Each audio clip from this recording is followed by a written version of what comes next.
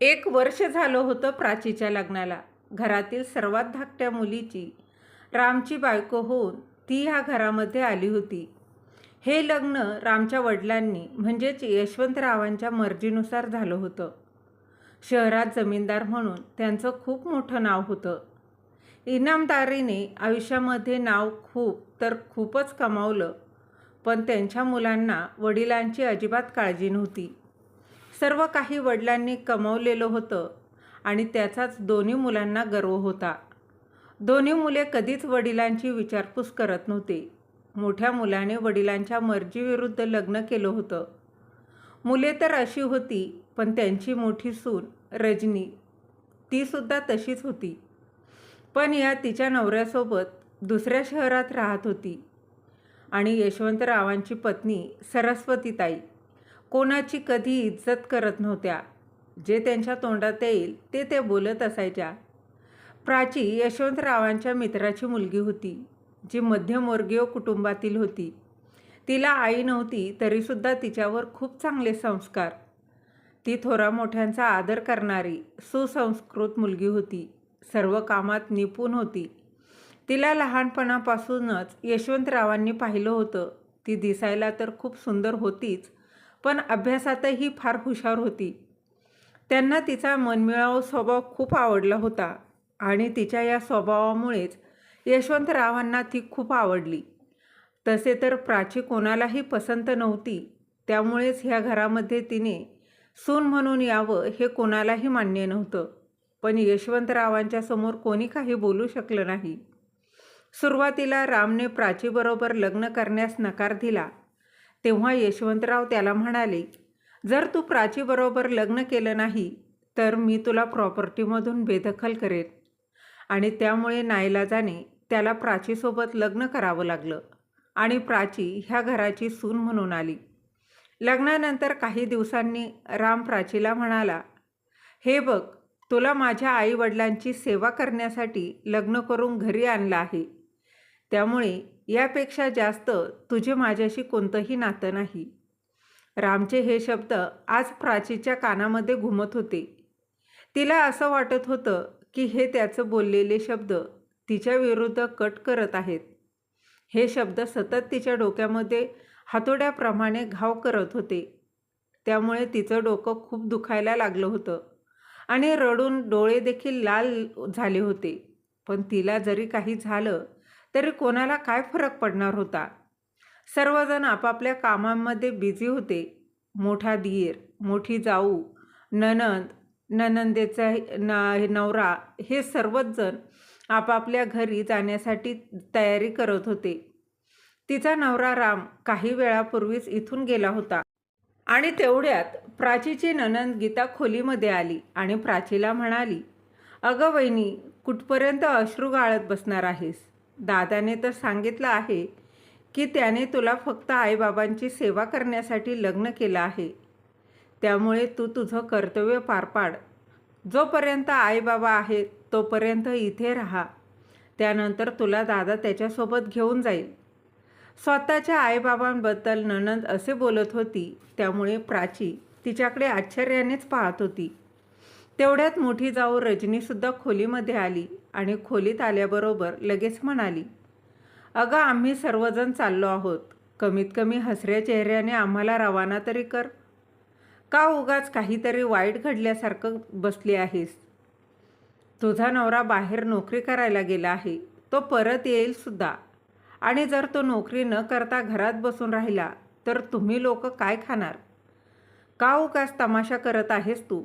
आणि भाऊजी काय आज पहिल्यांदाच बाहेरगावी गेले आहेत का, ज्यामुळे तू एवढे रडण्याचं नाटक करत आहेस?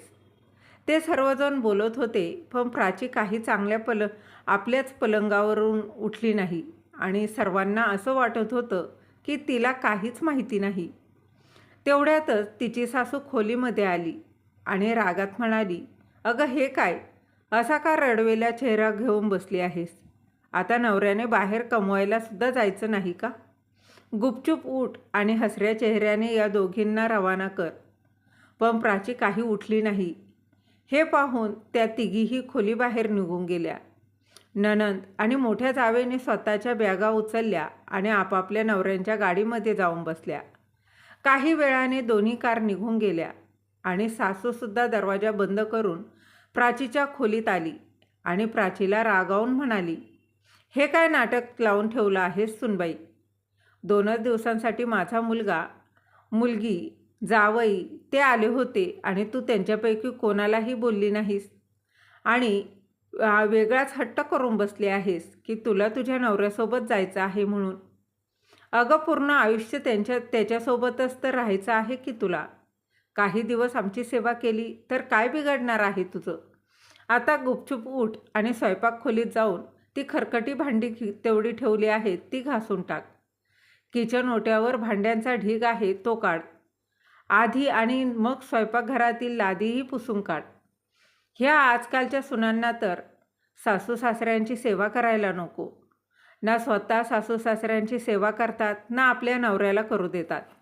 सरळ तोंड वर करून सांगतात की नवऱ्यासोबत राहायचं आहे म्हणून. नवऱ्याला मागे पुढे कोणी नसतं का? की आभाळातून पडला आहे तो. लग्न झालं म्हणून आता आम्ही आमच्या मुलाला त्याच्या बायकोच्या स्वाधीन करून एकटं राहायचं का? असं बोलत सरस्वतीताई खोलीबाहेर आल्या. प्राची तिथेच पलंगावर बसून सासूची बडबड ऐकून रडत होती. 1 वर्ष झालं होतं तिच्या लग्नाला. घरातील सर्वात धाकट्या मुलाची म्हणजेच रामची बायको होऊन ती या घरामध्ये आली होती. हे लग्न रामच्या वडिलांनी म्हणजेच यशवंतरावांच्या मर्जीनुसार झालं होतं. शहरात जमीनदार म्हणून त्यांचं खूप मोठं नाव होतं. इमानदारीने आयुष्यामध्ये नाव तर खूप कमावलं, पण त्यांच्या मुलांना वडिलांची अजिबात काळजी नव्हती. सर्व काही वडिलांनी कमावलेलं होतं आणि त्याचाच दोन्ही मुलांना गर्व होता. दोन्ही मुले कधीच वडिलांची विचारपूसही करत नव्हते. मोठ्या मुलाने वडिलांच्या मर्जीविरुद्ध लग्न केलं होतं. मुले तर अशी होती, पण त्यांची मोठी सून रजनीसुद्धा तशीच होती. पण ती तिच्या नवऱ्यासोबत ती दुसऱ्या शहरात राहत होती. यशवंतरावांची पत्नी सरस्वतीताई कोणाची कधी इज्जत करत नव्हत्या. जे त्यांच्या तोंडात येईल ते त्या बोलत असायच्या. प्राची यशवंतरावांच्या मित्राची मुलगी होती, जी मध्यमवर्गीय कुटुंबातील होती. तिला आई नव्हती तरीसुद्धा तिच्यावर खूप चांगले संस्कार होते. ती थोरामोठ्यांचा आदर करणारी सुसंस्कृत अशी मुलगी होती. सर्व कामात निपुण होती. तिला लहानपणापासून यशवंतरावांनी पाहिलं होतं. ती दिसायला तर सुंदर होतीच, पण अभ्यासातही हुशार होती. त्यांना तिचा मनमिळाऊ स्वभाव खूप आवडला होता आणि तिच्या या स्वभावामुळेच यशवंतरावांना ती खूप आवडली. तसं तर प्राची कोणालाही पसंत नव्हती. त्यामुळेच ह्या घरामध्ये तिने सून म्हणून यावं हे कोणालाही मान्य नव्हतं. पण यशवंतरावांच्या समोर कोणी काही बोलू शकलं नाही.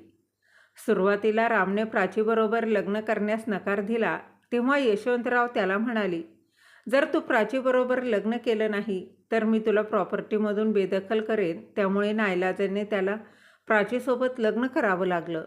प्राची या घराची सून म्हणून आली, पण मुलाच्या लग्नानंतर काही दिवसांनी यशवंतरावांना अर्धांगवायू झाला आणि त्यांनी अंथरूण धरलं. त्यामुळे प्राची त्या घरात एकटी पडली होती. इतर वेळेस सासरे तिच्या पाठीशी अगदी खंबीरपणे उभे असायचे, पण आता तिला खूप टोमणे ऐकून घ्यावे लागले. नवरा तिला खूप घालून पाडून बोलतच होता, पण सासू तर तिला पांढऱ्या पायाची म्हणत होती. कारण ती घरात आल्यानंतर काही दिवसांनीच यशवंतरावांना अर्धांगवायूचा झटका आला होता.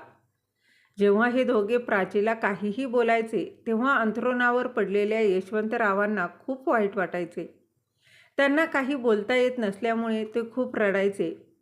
खरंच यशवंतराव यावर काहीही करू शकत नव्हते आणि त्यामुळे कुटुंबातील लोकांना तर जणू आता काहीही बोलण्याची संधीच मिळाली होती.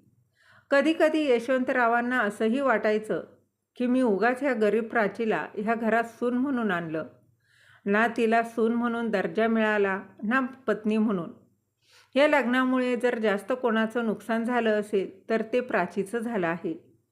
तसे तर रामला ह्या शहरामध्ये नोकरीसुद्धा मिळाली असती, पण त्याने मुद्दाम त्याची ट्रान्सफर दुसरीकडे करून घेतली. राम तिकडे एका मुलीसोबत लिव्ह इन रिलेशनशिपमध्ये राहत होता. तिचे नाव रिया होतं आणि त्याला तिच्याशी लग्न करायचं होतं. त्याचे वडील अंथरुणावर खेळत आहेत आणि ते आता काहीही करू शकणार नाही हे त्याला चांगलंच ठाऊक होतं आणि त्यामुळे आपल्या मोठ्या भावाला, बहिणीला आणि आईला तो रियाबरोबर लग्न करणार असल्याचं सांगण्यासाठी यावेळेस इथे आला होता. वडील आजारी आहेत म्हणून त्यांना भेटण्याचा तर फक्त बहाणा होता. प्राची सोडून इतर सर्वजण यशवंतरावांच्या खोलीत एकत्र बसले होते. वडील आजारी आहेत, त्यांच्यासमोर जर आपण दुसऱ्या लग्नाबद्दल सांगितलं तर बाबांना खूप त्रास होईल याचा विचार त्याने केला नाही. त्याने खोलीचा दरवाजा बंद केला आणि रियासोबत लग्न करणार असल्याचा निर्णय अगदी सर्वांसमोर सांगितला. मुलाचं बोलणं ऐकून यशवंतरावांना खूप मोठा धक्का बसला, पण ते काहीही करू शकले नव्हते. किती विचित्र विडंबना होती. मोठ्या भावाने विचारलं, राम, तू रियाबरोबर लग्न कधी करणार आहेस? तेव्हा तो अगदी निर्लज्जपणे म्हणाला, जेव्हा बाबांचा मृत्यू होईल त्यानंतरच लगेच लग्न होईल. नाहीतर जगाला बोलण्यासाठी संधीच मिळेल. आणि त्यापेक्षाही मोठं कारण म्हणजे हे होतं की त्यांना फ्रीमध्ये नर्स मिळाली होती.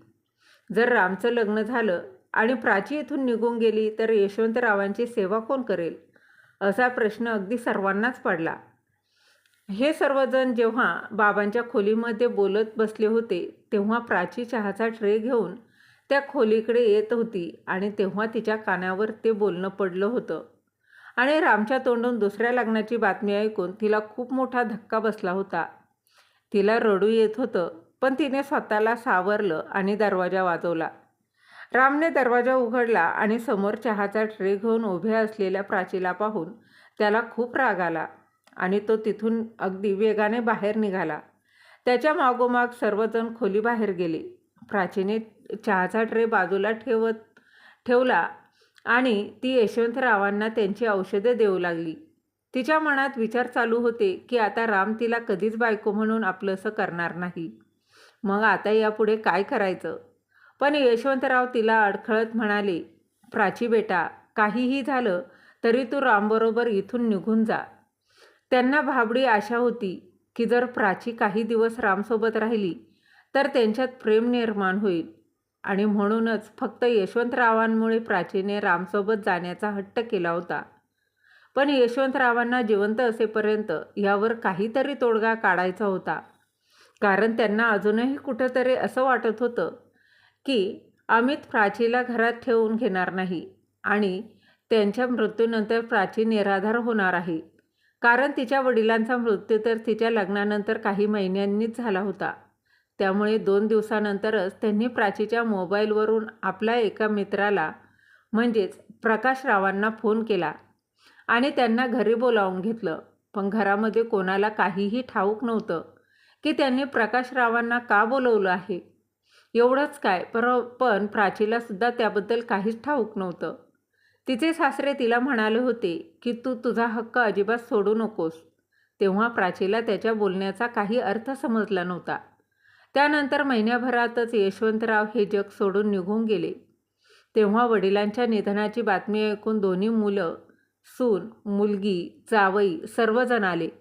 पण यावेळेस रामबरोबर रियासुद्धा आली होती. तसे तर रामने रियाची ओळख मैत्रीण आहे अशीच केली होती. जेव्हा यशवंतरावांच्या सर्व क्रियाकर्म पार पडले तेव्हा पूर्ण कुटुंब बैठकीच्या खोलीमध्ये एकत्र बसले होते आणि त्यावेळेसच प्राची स्वयंपाक खोलीत काम करत होती. तेव्हा तिच्या सासूने प्राचीला बोलवलं. जेव्हा प्राची स्वयंपाक खोलीतून बाहेर आली तेव्हा राम काही पेपर्स तिच्यासमोर ठेवत म्हणाला, हे बघ प्राची, मी तुला याआधीही म्हणालो आहे की तुला ह्या घरामध्ये फक्त आणि फक्त माझ्या आईवडिलांची सेवा करण्यासाठी आणलं होतं. त्यापेक्षा जास्त माझा तुझ्याशी काहीही संबंध नाही. त्यामुळे मी तुला अंधारात ठेवू शकत नाही. तुला इथे राहायचं आहे तर आरामात राहा, कारण तुला स्वतःचं कोणतंही घर नाही. त्यामुळे तुझा सर्व खर्च आम्ही सर्वजण मिळून उचलू. तू इथे राहून माझ्या आईची सेवा कर. पण आता मी तुला घटस्फोट देऊन रियासोबत लग्न करणार आहे. त्यामुळे ह्या घटस्फोटाच्या पेपर्सवर सह्या कर. रामचे बोलणे ऐकून प्राची सुन्न झाली. ते सर्वजण बोलतच होते की तेवढ्यात यशवंतरावांचा मित्र प्रकाश तिथे एका वकिलासोबत आला. तेव्हा सर्वांनी बोलण्याचा विषय बदलला. सरस्वती ताईंनी त्या दोघांना बसण्यास सांगितलं. प्रकाशरावांनी बॅगमधून काही पेपर्स काढले आणि वकिलांना देत म्हणाले, हे यशवंतरावांचं मृत्यूपत्र आहे. हे मृत्यूपत्र यशवंतरावांनी 1 महिन्यापूर्वीच बनवून घेतलं आहे. त्यामुळे वकील साहेब, तुम्ही हे जरा वाचून दाखवा आणि सर्वांना यशवंतरावांची सहीसुद्धा दाखवा. त्यांचे बोलणे ऐकून सर्वच जण एकमेकांकडे पाहायला लागले. तेव्हा प्राचीची सासू म्हणाली, म्हणजे तुम्ही त्या दिवशी ह्या मृत्यूपत्राच्या कामासाठीच इथे आला होतात तर? हो वहिनी, असं अगदी प्रकाशराव म्हणाले. तेव्हा सरस्वती ताई म्हणाल्या, पण यांनी मला काहीच सांगितलं नाही. यावर प्रकाशराव म्हणाले, वहिनी कसे सांगितले असते तुम्हाला यशवंतरावने? कारण तुम्हाला कसं सांगितलं असतं यशवंतने? माफ करा वहिनी, पण जेव्हापासून माझ्या मित्राने अंथरूण धरलं तेव्हा तुम्ही एकदा तरी त्यांच्याजवळ बसला होतात का? याबद्दल यशवंतने मला सर्व काही सांगितलं होतं. तो हेही म्हणाला की प्राचीशिवाय कोणीच त्याला बोलण्यासाठी, तब्येतीबद्दल विचारपूस करण्यासाठी त्याच्याजवळ येतसुद्धा नव्हतं. त्यांचं बोलणं ऐकून सरस्वती ताईंनी स्वतःचे तोंड दुसरीकडे वळवले. त्या म्हणाल्या, बरं ठीक आहे, ते जाऊ देत. आधी ते मृत्यूपत्र वाचून दाखवा. तसंही मला ठाऊक आहे की प्रॉपर्टीमध्ये आम्हाला मायलेकरांमध्येच वाटली जाणार आहे. वकील साहेबांनी मृत्यूपत्र काढले तेव्हा सर्वजण वकिलाकडे पाहत होते. त्या सर्वांना ठाऊक करून घ्यायचं होतं की कोणाला किती हिस्सा मिळाला. तेवढ्यात वकील साहेबांनी वाचायला सुरुवात केली आणि त्यात लिहिलं होतं की, मी यशवंतराव अगदी पूर्ण शुद्धीत हे मृत्यूपत्र तयार करत आहे. या मृत्यूपत्राच्या अनुसार मी माझ्या 3 मुलांना या प्रॉपर्टीमधून बेदखल करत आहे. कारण मी जिवंत असताना त्यांनी कधीच माझा मानसन्मान ठेवला नाही. नेहमी माझ्या विरुद्ध वागत राहिले. माझ्या 2 मुलांना मी नको, पण नेहमी माझी संपत्ती हवी होती. हे मला त्यांनी त्यांच्या वागण्यातून दाखवलं आहे. त्यामुळे मी ठरवल्याप्रमाणे या प्रॉपर्टीचे 2 हिस्से होतील. एक हिस्सा माझ्या पत्नी सरस्वतीला दिला जाईल, ज्यामुळे तिला तिच्या म्हातारपणात आपल्या मुलांकडे हात पसरावे लागणार नाहीत. आणि दुसरा हिस्सा मी माझ्या धाकट्या सुनेच्या नावावर करत आहे. त्या मुलीने माझ्या पोटच्या मुलांपेक्षाही जास्त माझी सेवा केली आहे. त्यामुळे ती ह्या हिस्स्याची खरी हकदार आहे. हे ऐकून सर्वांना धक्का बसला. त्यावर नणंद म्हणाली, बाबा आम्हाला असे कसे करू शकतात? आम्ही त्यांची मुले आहोत आणि आमचा पूर्ण हक्क आहे त्यांच्या प्रॉपर्टीवर. आम्ही प्रॉपर्टी मिळवण्यासाठी कोर्टामध्ये जाऊ. वकील म्हणाले, तुम्हाला कुठे जायचे आहे तिकडे जा. मृत्यूपत्र यशवंतरावांनी स्वतः बनवलं होतं. कोणतंही कोर्ट या मृत्यूपत्राच्या विरोधात जाऊन तुमचा हक्क तुम्हाला देऊ शकत नाही. वकिलाने काही महत्त्वाची कागदपत्रे सरस्वती ताईंना दिली आणि काही कागदपत्रे जी प्राचीच्या नावावर होती ते आपल्यासोबत घेऊन निघून गेले. ते प्राचीला म्हणाले की आता सध्या तरी हे पेपर्स आमच्याकडे राहू देत, नंतर घेऊन जा. प्राची ठीक आहे म्हणाली.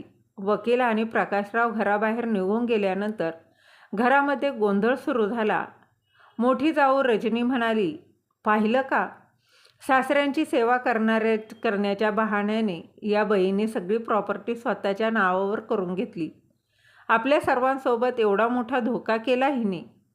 सासू म्हणाली, का ग, हेच बोलण्यासाठी बसत होतीस का सासऱ्यांजवळ?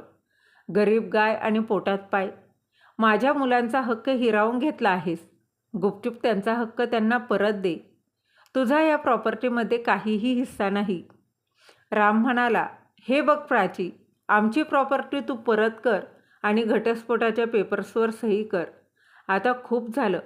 आम्हाला मान्य आहे की तुझ्याजवळ सध्या काहीच नाही. त्यामुळे तुला ऑफर करत आहे की तू इथे राहून आईची सेवा कर. आम्ही तुझा खर्च उचलू, असं तो पुन्हा राम निर्लज्जपणाने म्हणाला. आणि त्याचं बोलणं ऐकून प्राचीला राग आला. ती म्हणाली, मी तुझ्याबरोबर लग्न केलं होतं. इथे राहून सेवा करायला तू मला दत्तक घेतलेलं नाहीस. आता तू दुसरं लग्न करणार आहेस ना, तर मग ह्या तुझ्या होणाऱ्या बायकोकडून तुझ्या आईची सेवा करून घे आणि एक, तू सतत असं का म्हणत आहेस की माझ्याकडे काही नाही?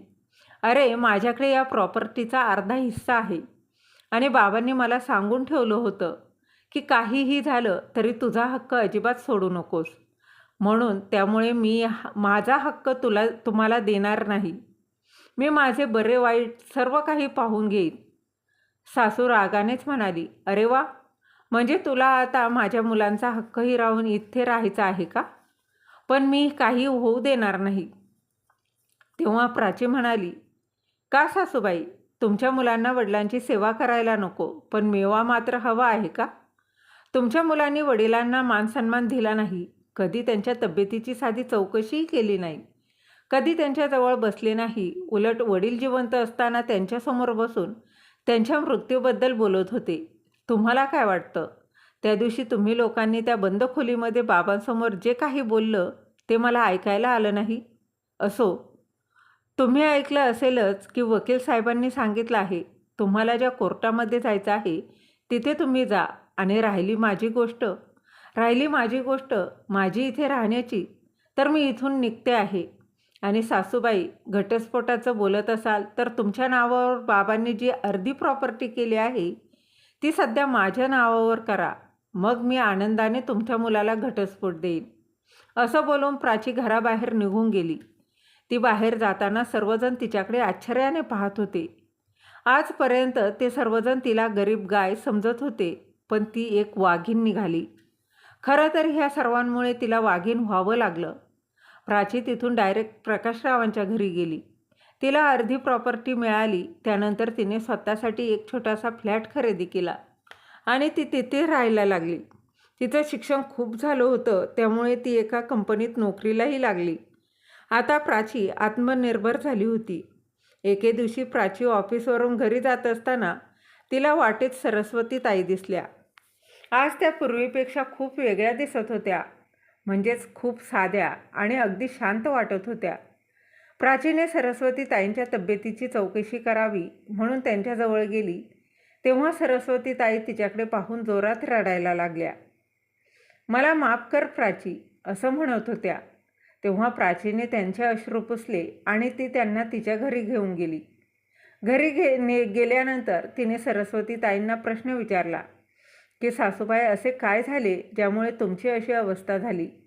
तेव्हा त्यांनी सांगितलं, तुला तर ठाऊकच आहे की अर्धी प्रॉपर्टी माझ्या नावावर होती. तू घर सोडलं आणि काही दिवसांनी रामने रियासोबत लग्न केलं. काही दिवस मी त्यांच्यासोबत राहिले, पण अचानक एके दिवशी माझ्या दोन्ही मुलांनी गोड बोलून प्रॉपर्टी त्यांच्या नावावर करून घेतली आणि त्या दिवसापासून मी त्या घरात फक्त आणि फक्त एक कामवाली म्हणून राहत होते. मुले आणि दोन्ही सुना मला काडीचीही किंमत देत नाहीत. मी खूप एकटी पडली आहे. प्राची असं बोलून त्या एखाद्या लहान मुलाप्रमाणे रडायला लागल्या. तेव्हा प्राची म्हणाली, हे बघा सासूबाई, मी आहे ना, तुम्ही अजिबात रडू नका. खरं तर रामबरोबर माझा घटस्फोट झाला नाही तरीसुद्धा त्याने दुसरं लग्न केलं, म्हणून मी त्याला पोलिसात देऊ शकते. तेव्हा सरस्वती ताई म्हणाल्या, बरोबर बोलतेस तू. खरंच तुझ्यावर खूप अन्याय झाला आहे. आता तू जे काही करशील त्याच्याशी मी सहमत आहे. मग काय, दुसऱ्या दिवशी प्राची सरस्वती ताईंना घेऊन रामच्या घरी गेली. तिने अजून दरवाजात पायही ठेवला नव्हता की तेवढ्यात तिच्या कानावर राम आणि रियाच्या भांडणाचा आवाज आला. सरस्वती ताई आणि प्राची एकमेकींच्या तोंडाकडे पाहायला लागल्या. रिया त्याला अगदी नोकराप्रमाणे वागणूक देत होती, खूप काही ऐकवत होती. तेव्हा प्राची तिथूनच परतली आणि सरस्वती ताई तिला म्हणाल्या, अगं प्राची, तू रामला बोलणार होतीस ना? तेव्हा प्राची हसली आणि म्हणाली, सासूबाई, आता माझी रामकडे काहीही तक्रार नाही, त्यामुळे यापुढे मला काहीही बोलायचं नाही. देवाने हिशोब केला आहे आणि तसंही मी माझ्या आयुष्यामध्ये खूप सुखी आहे आणि आजपासून मी तुमची मुलगी बनून तुमची माझ्या आईप्रमाणे सांभाळ करेन. त्यानंतर दोघीही घरी निघून गेल्या आणि आनंदाने राहू लागल्या. काही दिवसांनी प्राचीने रामपासून अगदी रीतसर घटस्फोट घेतला. सरस्वती ताई प्राचीला आता तू लग्न कर असं सतत म्हणत होत्या, पण तिला आता लग्न करायचं नव्हतं. असे दिवस सरत होते आणि काही महिन्यांनी तिच्याच ऑफिसमधील बॉसने तिला लग्नाची मागणी घातली. प्राची लग्नाला नकार देत होती, पण सरस्वती ताईंनी तिला खूप समजावलं आणि लग्नासाठी तयार केलं. सरस्वती ताईंनी स्वतः तिचं कन्यादान केलं. आता प्राची सासरी सुखात आहे आणि सरस्वती ताई ओल्ड एज होममध्ये आनंदाने राहत आहे. तर मित्र आणि मैत्रिणींनो, तुम्हाला ही कथा कशी वाटली? आणि अशाच नवनवीन कथा ऐकण्यासाठी माझ्या चॅनलला सबस्क्राईब नक्की करा आणि कथा आवडली तर लाईक शेअर जरूर करा. धन्यवाद.